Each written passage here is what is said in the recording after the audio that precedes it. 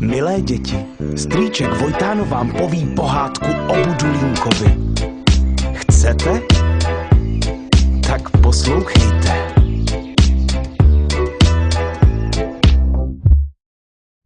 Bylo nebylo, jedno malý mimino, co zlobilo a bylo trochu debilo a oči divně kulilo. Něco mu prej chybělo a něco mu zas přibylo a nebylo to kilo, těch málo mělo.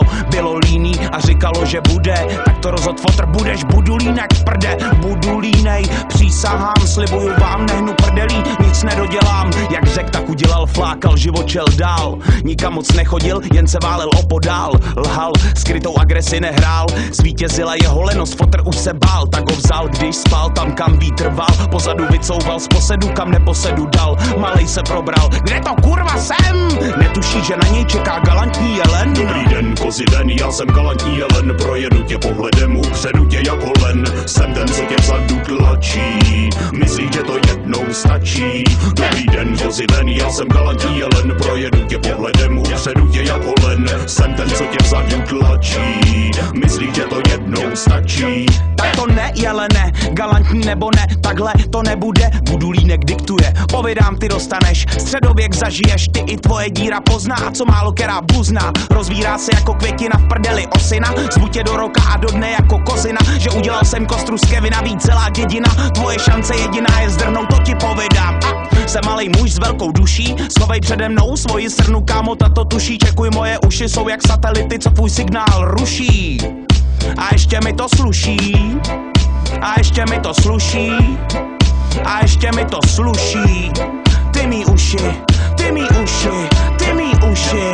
Dobrý den, kozi ven, já jsem galantní jelen. Projedu tě pohledem, upředu tě jako len. Jsem ten, co tě vzadu tlačí. Myslíš, že to jednou stačí?